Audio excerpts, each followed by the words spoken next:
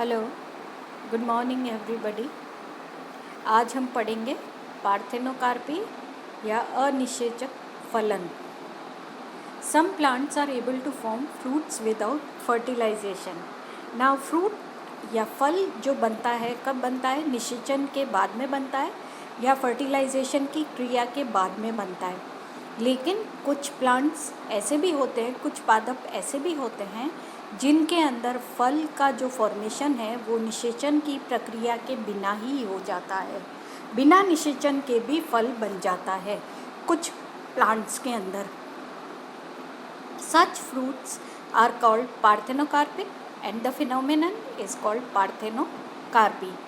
ऐसे फलों को पार्थेनोकार्पिक फल कहते हैं और इस प्रक्रिया को पार्थेनोकार्पी कहा जाता है। इसको पार्थेनोकार्पी कहते हैं। Now parthenocarpic fruits are either seedless और कंटेन एम्प्टी और नॉन वायबल सीड्स। जो पार्थेनोकार्पिक फ्रूट्स होते हैं, ऐसे फल जो कि बिना निषेचन के बनते हैं, उनको वो पार्थेनोकार्पिक फ्रूट्स होते हैं। एंड वो फ्रूट्स जो होते हैं वो दे आर सीडलेस, बीज रहित होते हैं, उनके अंदर बीज नहीं पाए जाते हैं। एंड कंटेन एम्प्टी और नॉन वायबल सीड्स, और अगर बीज पाए भी जाते हैं तो they are not viable. Viable मतलब कि वो जर्मिनेट नहीं करेंगे, वो नया प्लांट नहीं बनाएंगे। They don't have the tendency to germinate. ऐसे बीज उनके अंदर पाए जाते हैं। फॉर एग्जाम्पल मूसा, मूसा मतलब बनाना। केला, साइडम, साइडम मतलब गुआवा, गुआवा मतलब अमरूद। पायरस, एप्पल, सेब, वाइटिस, ग्रेप्स, अंगूर एक्सेट्रा। देखते हैं ना हम, इनके अंदर बनाना में कहाँ आपको बीज मिलता है? गुआवा के अंदर कुछ ऐसे होते हैं अमरूद, अमरूद में वैसे तो बहुत बीज होते हैं, लेकिन सम अमरूद ऐसे होते हैं जिनके अंदर देयर आर नो बीज सीड्स। ऐसे ही एप्पल होती है, देन ग्रेप्स, अंगूर, इनके अंदर भी बीज नहीं होते हैं। ये पार्थेनोकार्पिक फ्रूट्स बनते हैं, बनाते हैं इसे। The term parthenocarpy was coined by Noll in 1902। यह जो टर्म है पार्थेनोकार्पी, इसे नॉल नामक वैज्ञानिक ने 1902 में दिया था। In these fruits the seed factor for fruit growth is provided by the tissue of the ovary wall itself. Now ऐसे फ्रूट्स के अंदर जो सीड फैक्टर है for food growth, for fruit growth is provided by tissue of the ovary wall. जो अंडाशय होता है उसकी वॉल से, उसकी भित्ति से, उसके भित्ति के अंदर जो उत्तक होती है, उस उत्तक, वो उत्तक फ्रूट के विकास के अंदर या उसकी वृद्धि के अंदर मदद करती है। Seedless varieties of grapes and oranges have been reported to have up to 7 times as much oxygen in ovaries of unpollinated flowers as seeded varieties. Now ऐसा देखा गया है कि जिन ऐसे कुछ फ्रूट्स के अंदर ऐसा ऑब्जर्व किया गया है, जैसे कि इन केस ऑफ ग्रेप्स के अंदर, ऑरेंजेस के अंदर, इनके अंदर ऐसा देखा गया है कि जो पार्थेनोकार्पिक ग्रेप्स होते हैं, ऑरेंजेस होते हैं, इनके अंदर 7 टाइम्स मोर जो ऑक्सिन होता है, auxin is a growth hormone, एक हार्मोन होता है जो कि वृद्धि के अंदर हेल्प करता है। वो इनके अंदर वो ऑक्सिन 7 टाइम्स इनके अंडाशय के अंदर 7 गुना अधिक ऑक्सिन की मात्रा पाई गई है in the ovaries of unpollinated flowers.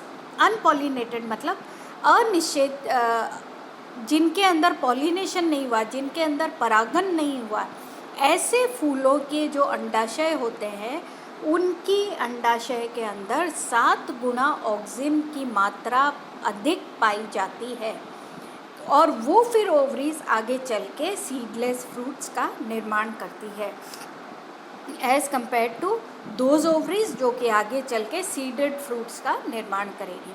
Now types of parthenocarpy. Parthenocarpy के प्रकार।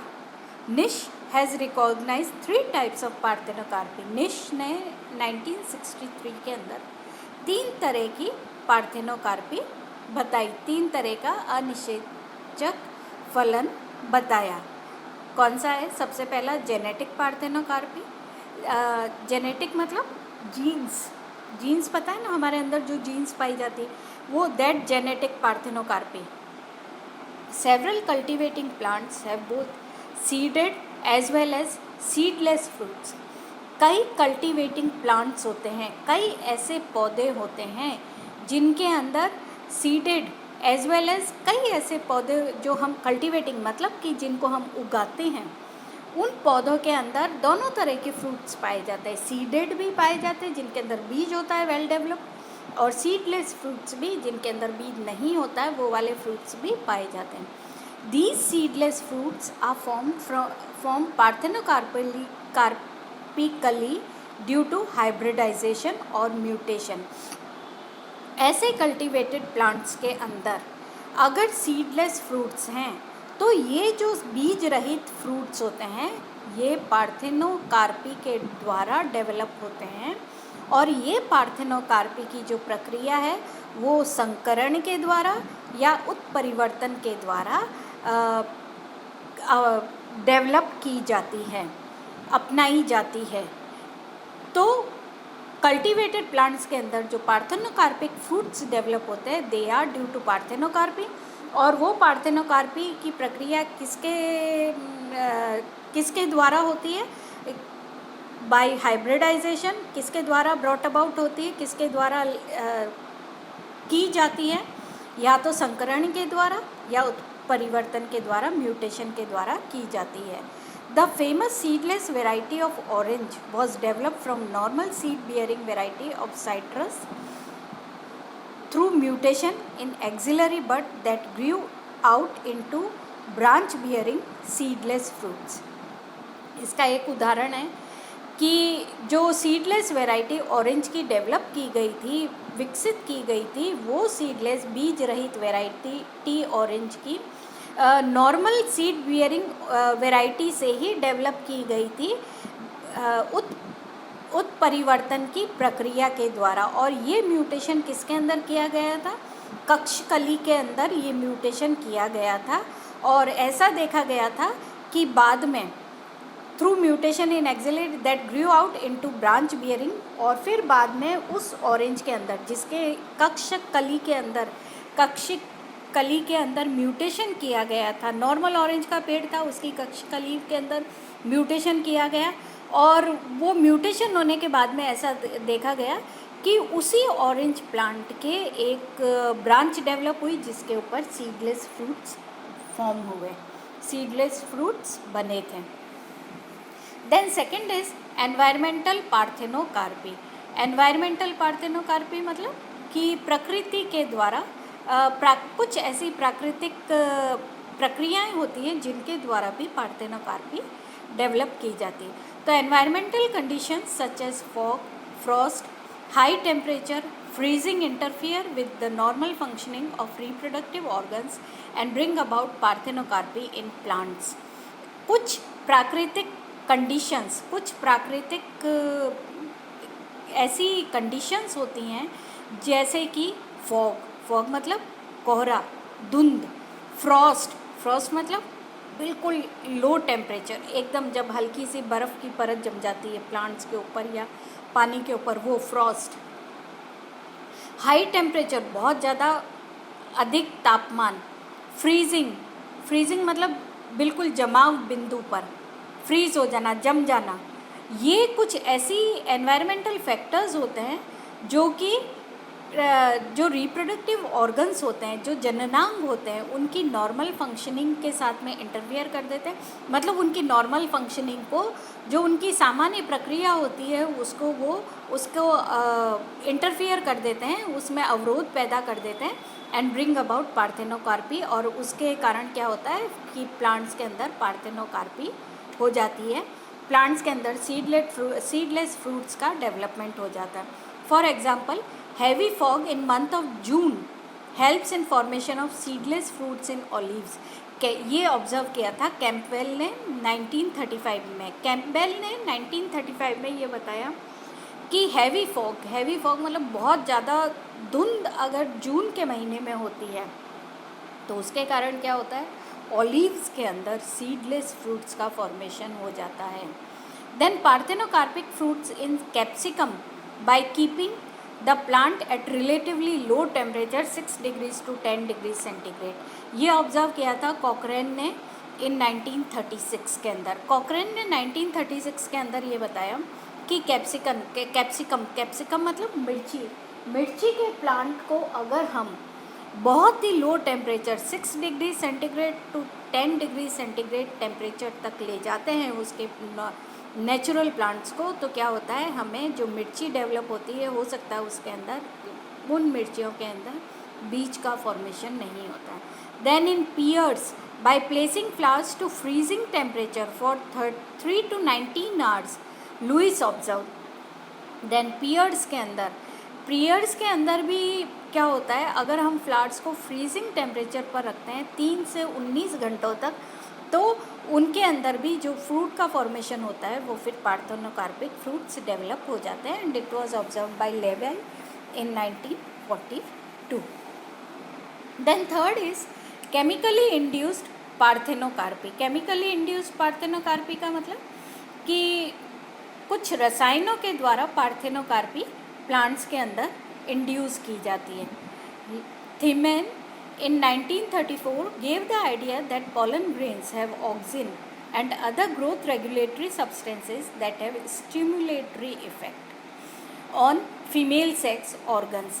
थीमेन ने एक आइडिया दिया कि pollen grains पराग कण जो होते हैं they have auxin, उनके अंदर ऑक्सिन और दूसरे ग्रोथ रेगुलेटरी सब्सटेंसेस पाए जाते हैं, और वो ग्रोथ रेगुलेटरी सब्सटेंसेस जो हैं वो स्टिमुलेटरी इफेक्ट्स डेवलप करते हैं on female sex organs.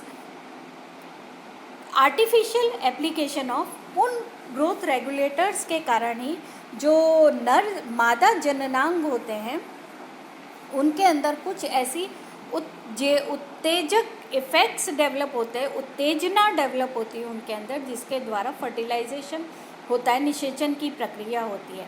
Artificial application of 0.5 to 1% solution of IAA क्या है, ये भी एक हार्मोन है, प्लांट हार्मोन है, इंडोल एसिटिक एसिड या नेप्थलीन एसिटिक एसिड NAA या पैराक्लोरोफिनॉक्सी एसिटिक एसिड या फिनाइल एसिटिक एसिड या जिब्रेलिन्स एक्सेट्रा।